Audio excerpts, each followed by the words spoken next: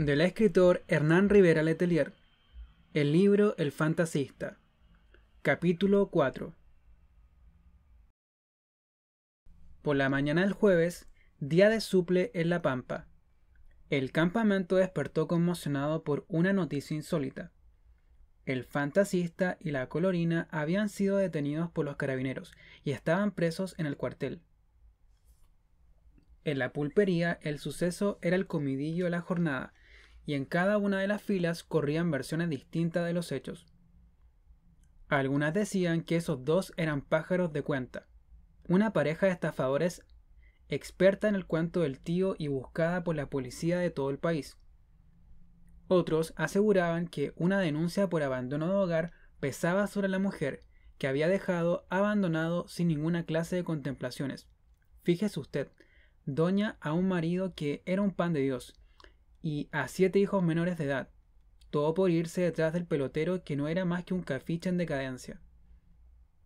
También estaban las versiones políticas, dichas en voz baja, de que se trataba de dos peligrosos subversivos pertenecientes a un comando guerrillero, cuyas siglas aparecían rayadas en las paredes de las ciudades grandes, y que eran buscados vivos o muertos por los servicios de inteligencia del régimen.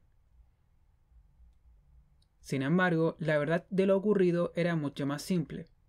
Aquella mañana, casi al amanecer, la pareja quiso irse a escondidas del campamento, y el Paco Concha, arquero suplente de la selección, alertado por una llamada telefónica del vigilante de la oficina de bienestar, que los vio salir rumbeando hacia la huella de María Elena, salió a buscarlos, montado a caballo, y se los trajo retobados a la comisaría.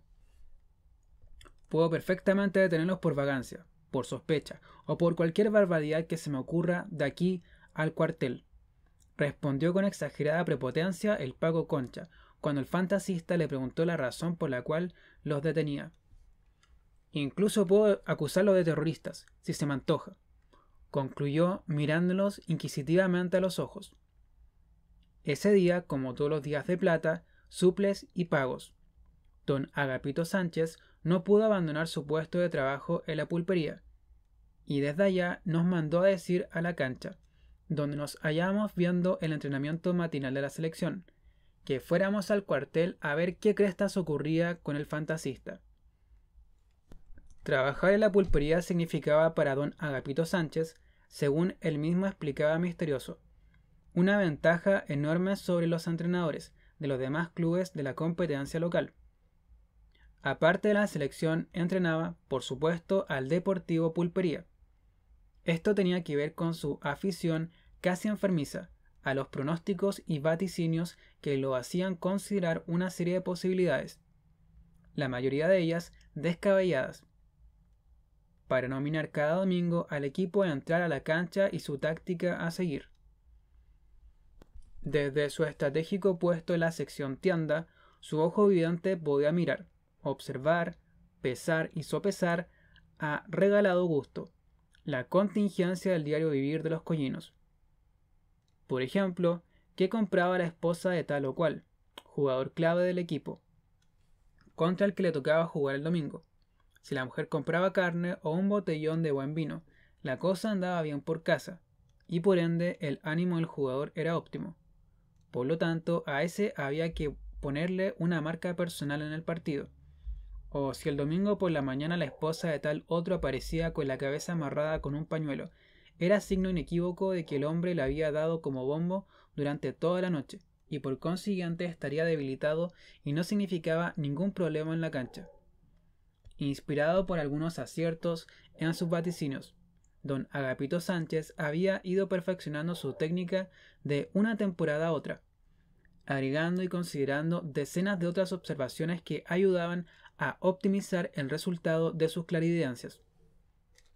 Los embarazos y cuarentenas de las esposas, las cantidades suple que recibía los jueves, si tenía o no la tarjeta empeñada donde el prestamista, o si el pobre hombre había trabajado demasiadas horas extra durante la semana. En este juego de múltiples variables, en que no solo lo que veía era esgrimado como elemento para armar sus pronósticos, sino también las infidencias que llegaban a sus oídos en el rumoroso conventilleo de las filas. Por cierto que no podía quedar al margen el ineludible tema de la infidelidad conyugal. Era de gran utilidad estratégica saber, por ejemplo, qué mujer de qué jugador le estaba quemando el espinazo con qué patas negras. O enterarse de casualidad de que a tal jugador soltero, goleador de tal equipo, se le había visto circular frecuente y sospechosamente cerca del camarote del Maricón Delfín. Avatares estos de vital importancia, no solo para predecir el estado físico y anímico de los jugadores involucrados, sino para saber qué cosa había que decirles en la cancha para calentarlos, sacarlos de sus casillas y que terminaran haciéndose expulsar. Tanto creía don Agapito Sánchez en la utilidad de su doméstico sistema de predicciones, que a menudo se le oía suspirar diciendo, con gravedad de táctico iluminado: «Ah, si yo pudiera trabajar en la pulpería de María Elena una sola semanita antes de un partido con los Cometierra, otro gallo les cantaría». Cuando el cara de muerto llegó a la cancha con la noticia que ya le quemaba sujeta de afásico, nos quedamos todos pasmados. No podíamos creerlo. De inmediato abandonamos el entrenamiento y nos fuimos al retén de carabineros, que quedaba justamente a la salida del campamento, a un costado de la huella hacia María Elena. Allí encontramos a la acongojada pareja sentada en la banca de la sala de guardia, cada uno con un jarro de té en las manos, que el mismo Paco Concha les había preparado. Mientras la colorina permaneció impertérrita, Expedito González, con el jarro apretado entre las manos y ambos pies sobre su pelota, nos miró a todos con sus ojos de pájaro más abiertos que nunca. Se notaba desconcertado. Su actitud inspiraba la ternura de un niño de colegio sorprendido en falta. Pero nuestro desconcierto era mayor que el suyo, y además estábamos ofuscados. Su deslealtad nos dolía en el alma, y enseguida se lo enrostramos. Que con su comportamiento, le dijimos, había demostrado ser muy poco hombre. Y poco hombre, en la Pampa, era un insulto grave, y motivo más que suficiente para liarse a trompadas, sin pensarlo dos veces. Que no podíamos creer, compañerito, por la poronga del mono, que tratara de irse con la camanchaca. Si ayer nomás, ante la misma tumba del Lito Contreras, nos había dado su palabra de que se quedaba con nosotros hasta el domingo. Que eso no era un hombre con las alforjas bien puestas. Usted no es ni Luche ni Cochayuyo, amigo Expedito, le espetó sentido don Agapito Sánchez, que había conseguido salir de la pulpería y llegó al trote detrás de nosotros. El sargento tomó la voz por primera vez y, guiñándonos un ojo, dijo que no había de qué preocuparse. Los detenidos no podían ir a ninguna parte, por lo menos hasta la próxima semana. Quedaban presos por sospecha. Entonces, ocurrió lo increíble.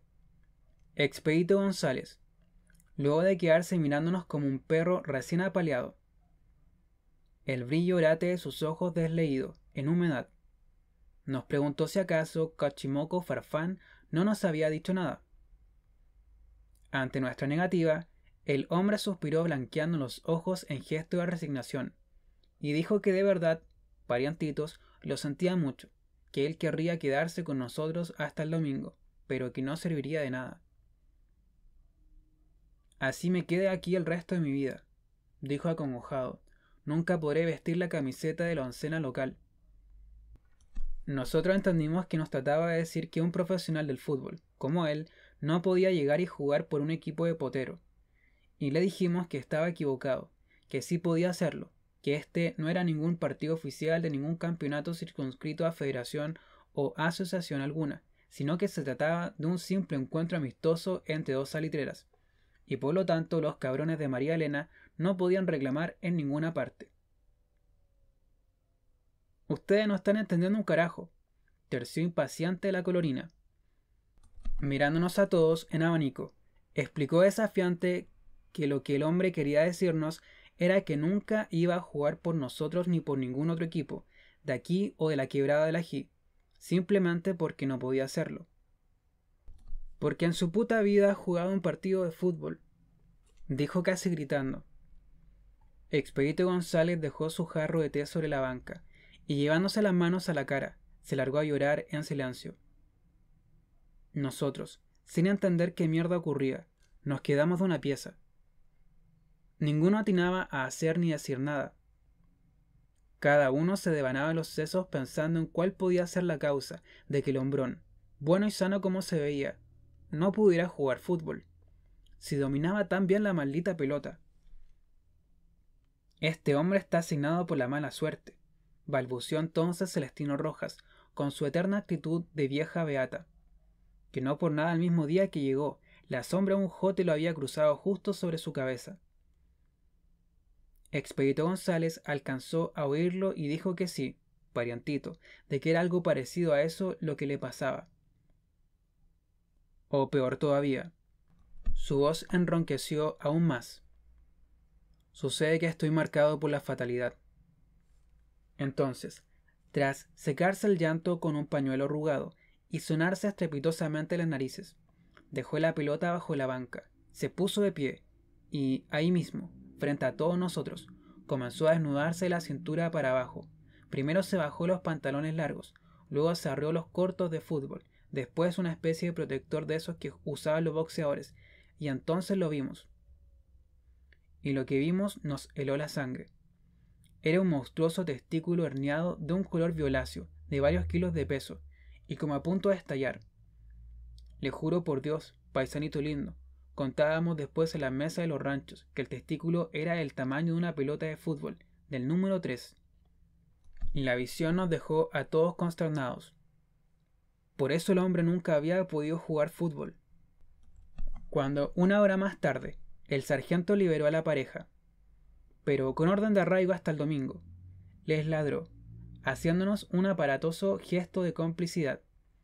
Nos fuimos todos al Huachipato, a dilatar el ánimo con unas buenas botellas de vino y un gran cauceo de salmón con cebolla.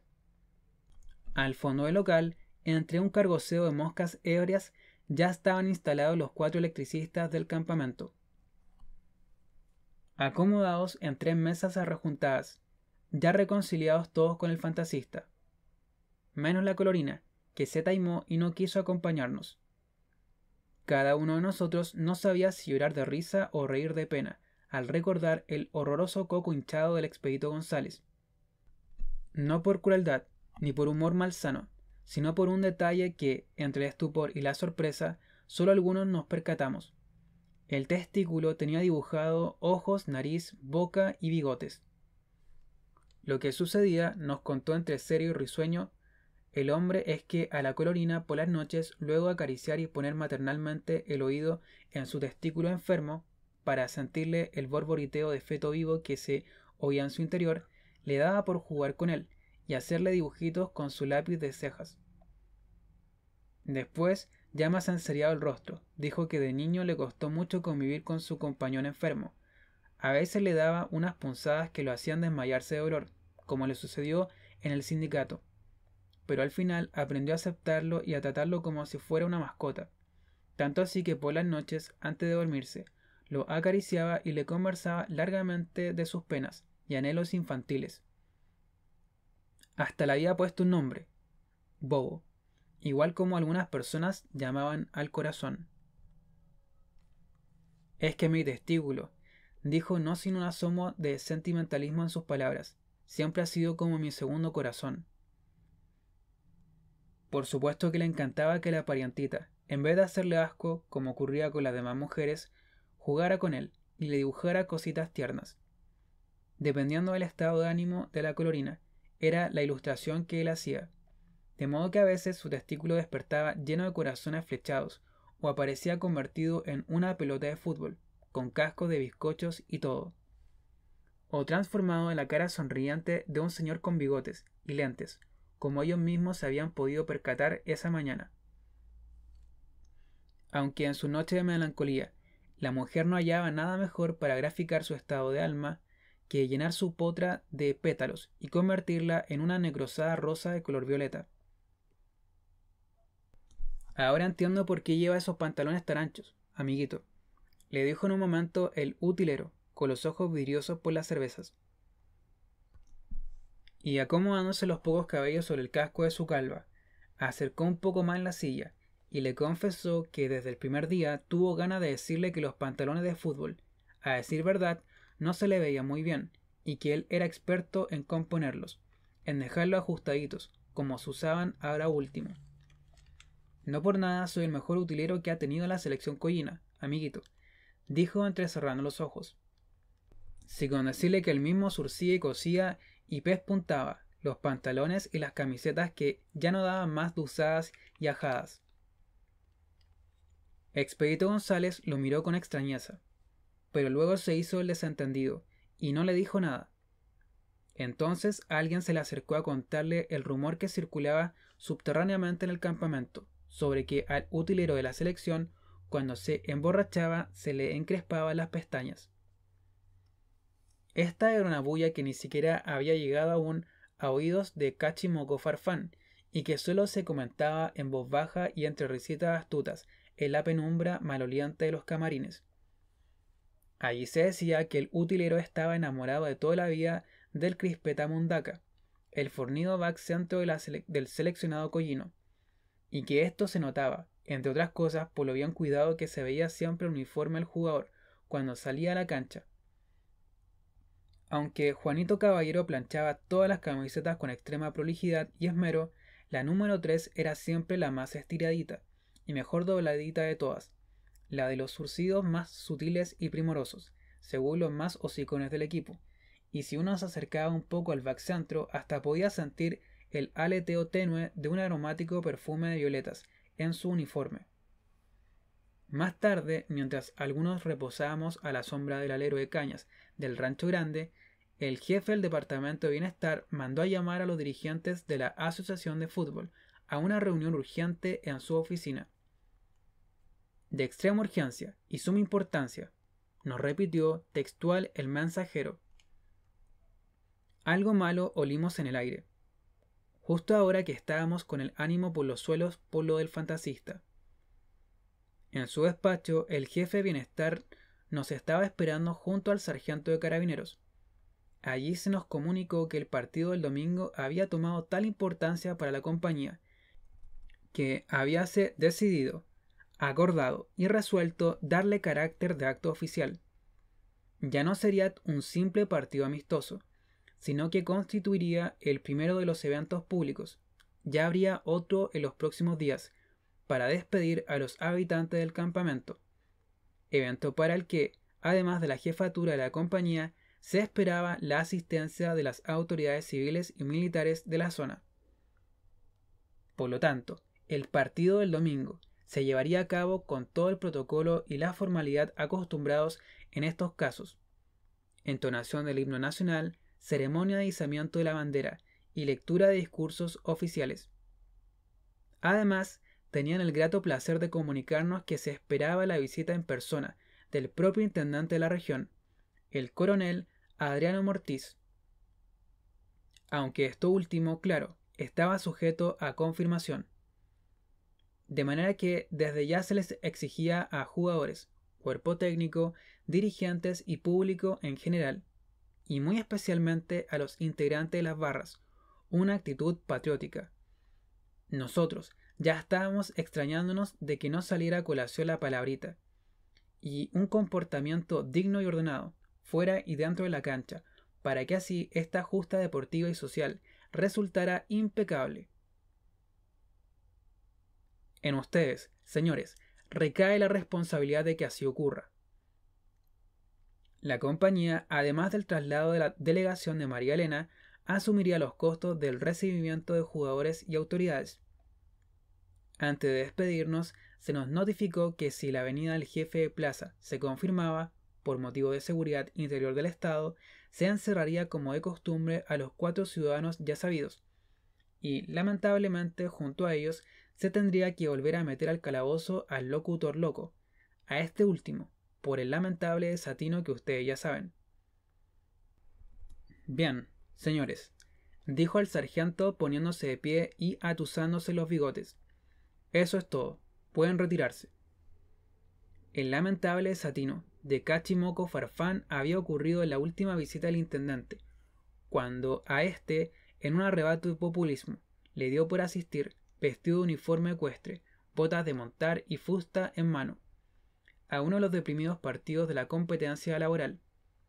Esa vez jugaban Planta de Yodo con Unión Mecánica, y Catchimoco Farfán se instaló a transmitir a la sombra de la tribuna, cerca de donde se hallaba instalada la autoridad militar.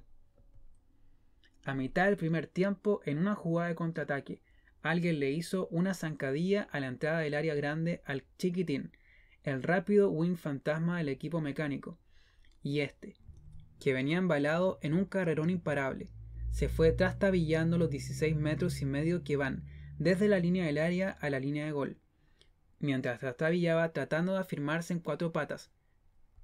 Catchimoco Farfán, para alegría de la barra y cólera del intendente, que, mesándose los bigotes de columpio, lo mandó a encerrar por 3 días a pan y agua. Se puso a gritar de pie, y a todo hocico: ¡iba a caer! ¡Iba a caer! ¡Iba a caer!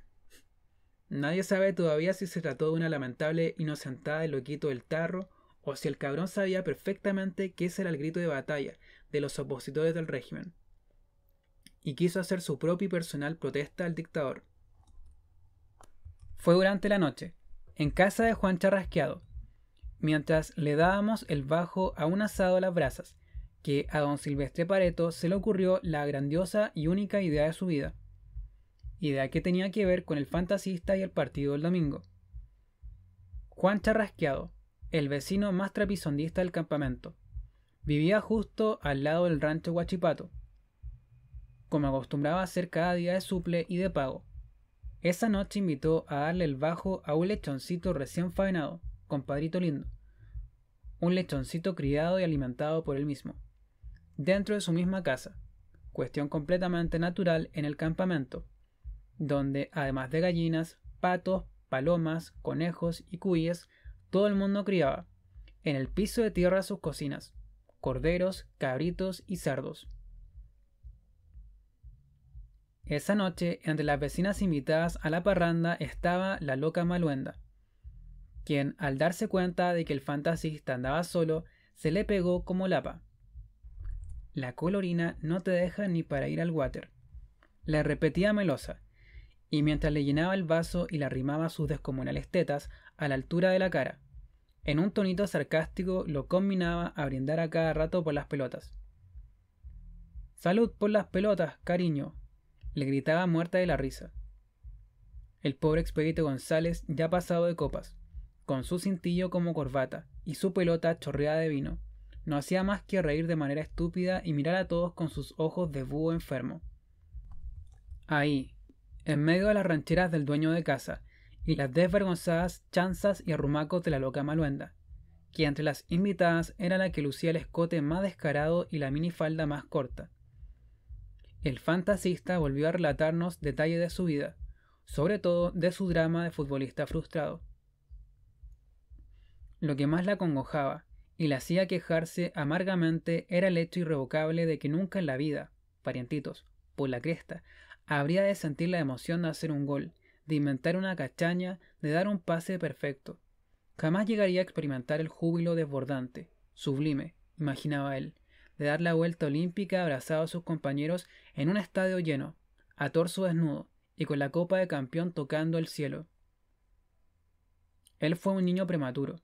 Lo habían sacado desde su madre muerta y nació con esa hernia testicular que fue creciendo a la par, o más rápido que él mismo. Siendo muy niño, cuando aún no se daba mucha cuenta de su mal, cada vez que su equipo tenía una mala tarde, él le expresaba a su padre que alguna vez, cuando fuera grande, iba a defender los colores de esa camiseta y nunca más perderían un partido. Su viejo, con los ojos aguados de compasión, le revolvía el pelo con cariño, y le decía que sí, hijo mío, por supuesto, y que él iba a estar cada domingo en la tribuna aplaudiendo sus goles y sus jugadas magistrales. Fue ahí que nos cayó la chaucha de por qué cuando niño su padre no podía llevarlo al estadio montado sobre los hombros. Le estorbaba el testículo gigante. Pasado el tiempo, convertido en un niño triste, huérfano de padre y madre, al tomar conciencia de su problema físico, y en compensación, a que nunca podría jugar fútbol con sus amigos, comenzó a hacer sus solitarios malabarismos con la pelota. Primero empezó usando nada más que la cabeza, después la cabeza y los hombros, después la cabeza, los hombros y el pecho. Luego aprendió a dominarla también con las rodillas, y en última instancia con los pies, lo que le resultaba más difícil de hacer.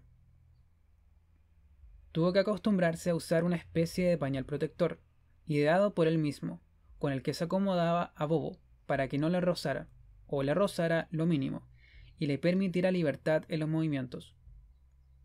Todo esto al tiempo que se convertía, consecuencia de su misma soledad, en un lector impenitente. Pero nada más de textos que tuvieran que ver con fútbol, de modo que no solo se hizo erudito de la historia y los orígenes de este deporte, sino que se aprendió el nombre, la nacionalidad y los colores de los clubes más importantes del mundo. Podía citar de memoria el resultado de cualquier partido de cualquiera de los mundiales de fútbol, incluida la alineación completa de las selecciones más importantes. Aquí, para demostrarlo, se largó a recitar, en un verdadero ejercicio de trabalenguas para nosotros, los nombres de cada uno de los jugadores que conformaron la selección de Suecia que perdió la final frente a Brasil en el Mundial del 58, organizado en su propio país. Aunque la selección sueca nos detalló con aires de docto en la materia. Había comenzado ganando con un gol anotado por su capitán, Liedholm, terminó perdiendo el partido y el campeonato mundial por 3-1. Los goles brasileños fueron convertidos por Babá, Pelé y Zagallo, y Brasil se coronó campeón invicto. Nunca en su vida terminó contándonos aquella noche entre hipos y eructos. Tras abandonar la escuela en quinto de preparatoria, había leído un libro o una revista que no tratara de fútbol. Tanto nos impactó su historia que llegó un momento en que, sentimentales como carmelitas, nos resignamos definitivamente a que el hombre siguiera su camino tranquilo, y aquí no ha pasado nada, con Pipa, seguimos tan amigos como antes. ¿Qué se le iba a hacer, compañero expedito? Así era la vida. Cuando Juan Charrasqueado ya le dedicaba canciones que hablaban de adioses y despedidas, y la loca Maluenda, pellizcándole los cachetes, le pedía que no fuera ingrato el pelotero, que escribiera y mandara fruta, de pronto a don Silvestre Pareto se le prendió la ampolleta y lanzó aquella idea magnífica que habría de cambiar el curso de toda esta historia. Idea que, viniendo de él, primero nos extrañó, y luego festejamos como se merecía, brindando con estruendo y bebiendo hasta verle el culo al vaso. Compadrito, salud. Y terminamos la noche, borrachos y alegres, celebrando la amistad eterna, y acompañando a gritos a Juan Charrasqueado, que en la interpretación de 7 leguas, el revolucionario corrido dedicado al caballo de Pancho Villa, su predilecto de toda la vida. El rayador de la cancha, don Silvestre Pareto, era por lo general un hombre parco en palabras. Solo con unas copas en el cuerpo le daba por hablar. Aunque en tales ocasiones lo más que hacía era repetir, a guisa de nada, calma y tiza muchachos, los piojos se matan de a uno, que era una frase que solía oírle decir a mi padre, que en paz descanse. Aparte del cuidado de las plazas, la tarea de amononar la cancha los domingos era la que más me gustaba. Tanto así que mi último deseo antes de morir, ya lo tengo pensado, que me entierren en ella, en mi chacrita, como la he llamado desde siempre. Además, don Silvestre era conocido en público, aunque se suponía que nadie debería saberlo, como el envenenador de perros de la oficina de bienestar. Cada cierto tiempo, cuando el número de perros vagos en el campamento se hacía impresentable a los ojos de la jefatura, a él le tocaba salir furtivamente, guarecido a la oscuridad de la noche, a repartir las albóndigas de estricnina. Y después, al otro día, manejando una carretilla de mano, él mismo se encargaba de ir recogiendo el reguero de cadáveres hinchados que amanecían empedrando las calles.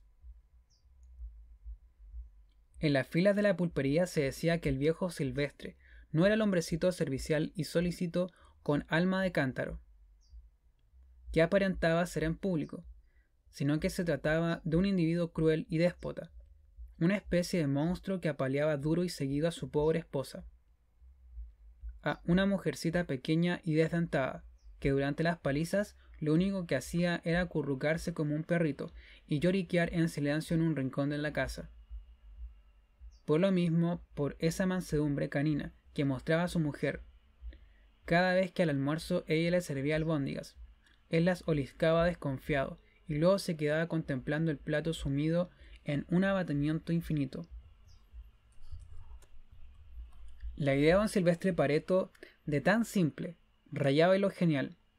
Se trataba de vestir a Expedito González con el uniforme de la selección y hacerlo entrenar con el resto del equipo en plena calle Balmaceda, a la hora en que pasaban los buses con destino a María Elena. Esto con el afán de deslumbrar a los pasajeros come tierra y que llegaran contando a sus casas, a sus trabajos, a sus fondas y cantinas, la maravilla de jugador que teníamos los collinos. Esto se llama jugarle a la psicológica, exclamó eufórico Agapito Sánchez. El fantasista no puso ninguna objeción a la idea. A esas alturas, añublado por los vapores etílicos y acorralado por la grosera tetamenta de la loca, estaba en plan de aceptar cualquier cosa. Para poner en la paz al queque, redondeó eufórico el pata pata, convocamos al casposo Cachimoco, Farfán, para que le ponga color al asunto y alabe a gritos sus malabares. Nadie entre nosotros tenía muy claro cómo ni cuándo Cachimoco Farfán apareció por Collazur, con su tarro de leche aportillado y su destemplada voz de loro dislálico.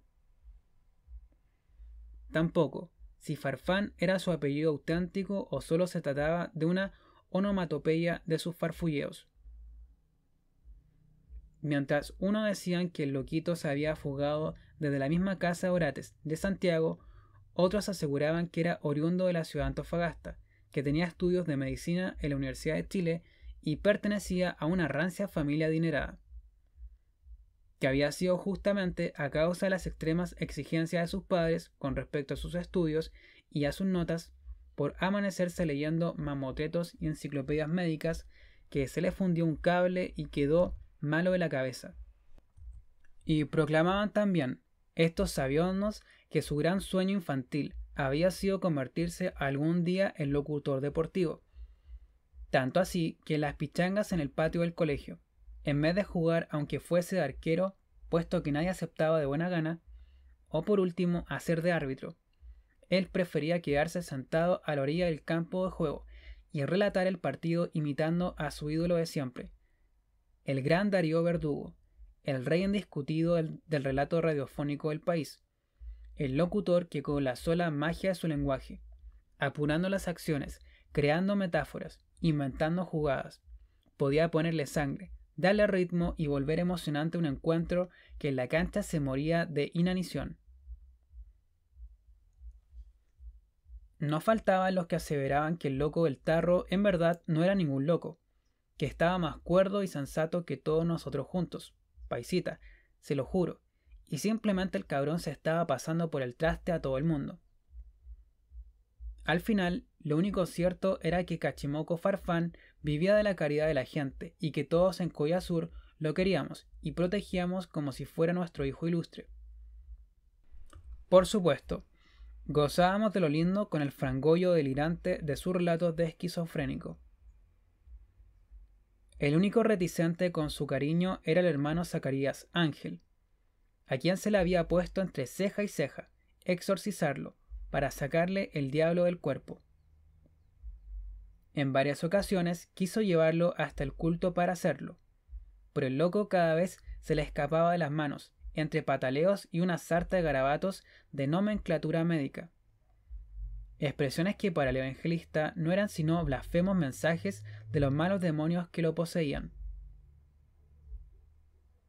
Con su micrófono de tarro en la mano, mientras chupaba un limón tras otro, para aclarar la garganta, Cachimoco Farfán iba conformando su relato con una mezcolanza de giros deportivos, interjecciones psicalípticas y esos términos médicos que avalaban su paso por las aulas universitarias, confitando todo alegremente con los pelambres y cotilleos domésticos que los cabrones más chacoteros del campamento le soplaban al oído para que los incluyera en sus locuciones.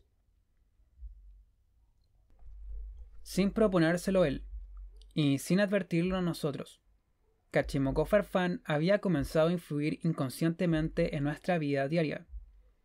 Y es que muchos de nosotros andábamos por ahí repitiendo sus salidas de madre y usando sus extrañas jerigonzas de hospital en el cotidiano trato con nuestros prójimos.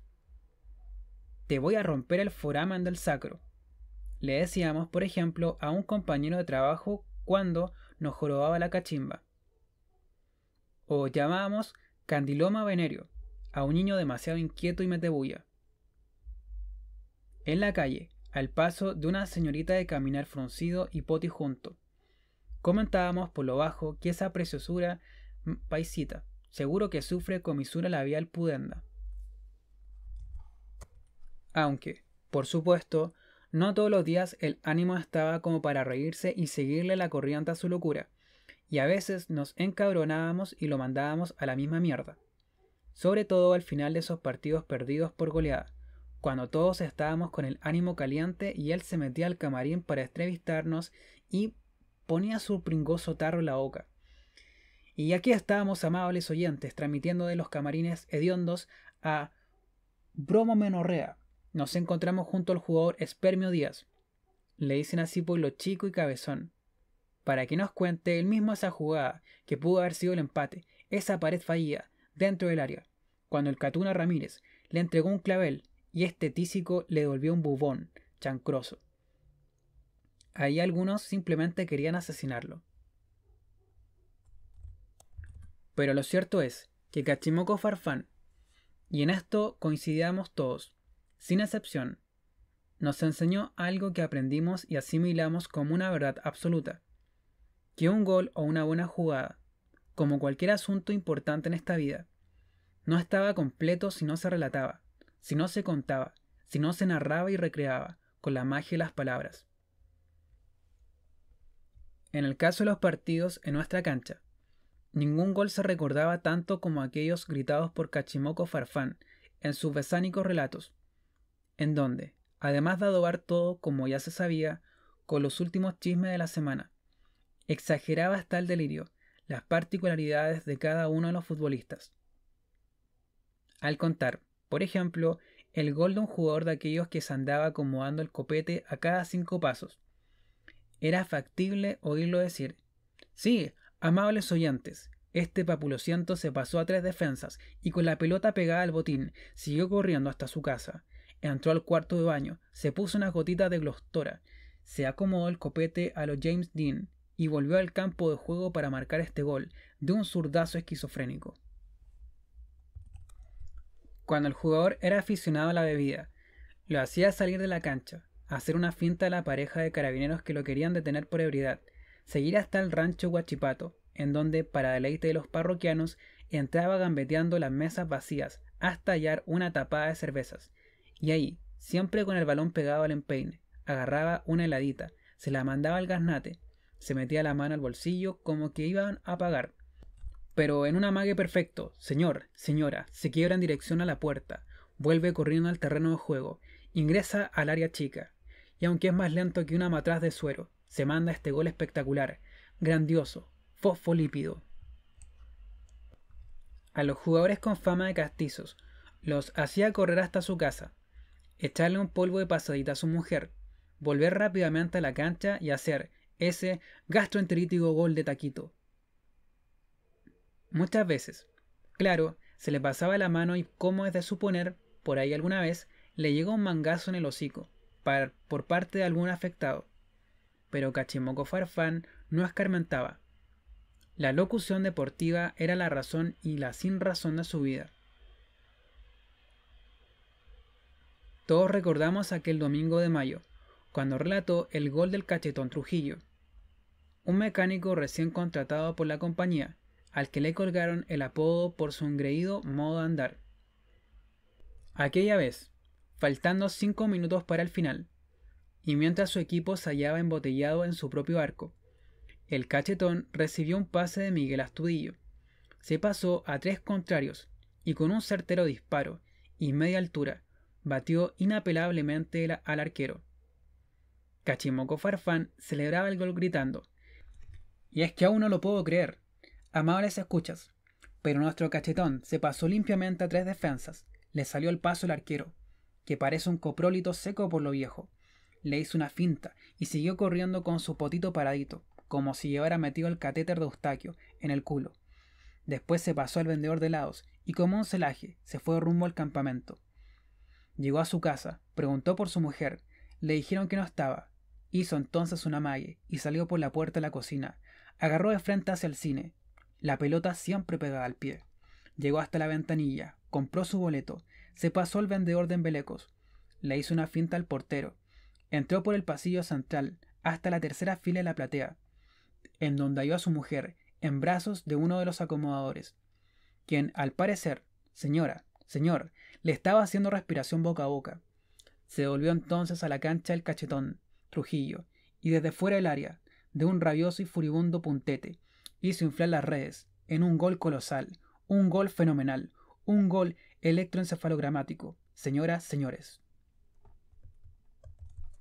Aquella vez el cachetón Trujillo, quien desde la cancha oyó toda la narración, que la galería celebraba alborozada.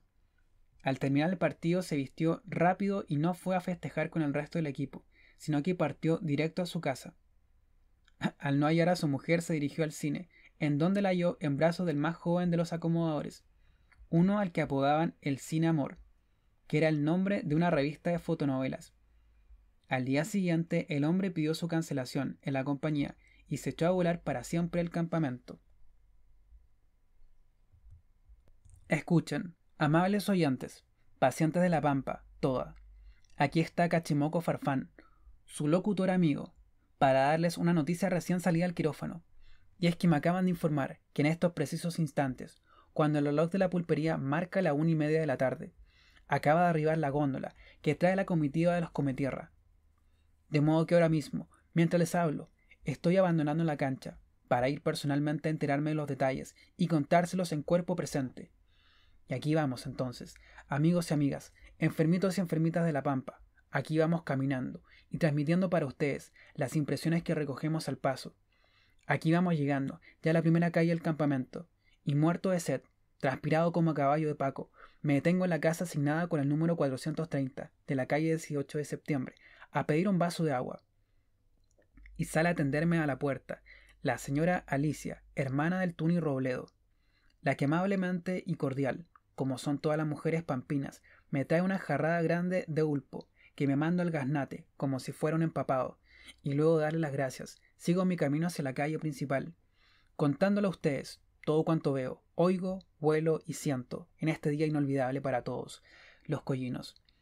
Y mientras camino, déjenme decirles que las calles se ven completamente vacías. Me imagino que será porque la gente debe estar reunida en las afueras del rancho grande. Pero aguarden, no todo está desierto, porque en estos instantes, por la esquina de la calle Carrera, acaban de aparecer los 4 electricistas del campamento, quienes ajenos al rebullizo de la fiesta, caminan hacia el rancho Huachipato, caminan en silenciosa procesión, a tomarse, creo yo, la 15ª caña del día. Fenilanina, hidrolasa y la purga que los parió. Y ahora, más allá, atravesando la calle O'Higgins, veo venir al conde, el cristiano del aparato reproductor más grande de la pampa, y tengo que darle la pasada y poner el polvo contra la pared, porque este jetón es más peligroso que el tétano, más peligroso que el bacilo de Koch. Y ahora aparece un grupo de mujeres que viene comentando el barullo de gente que hay en la calle principal.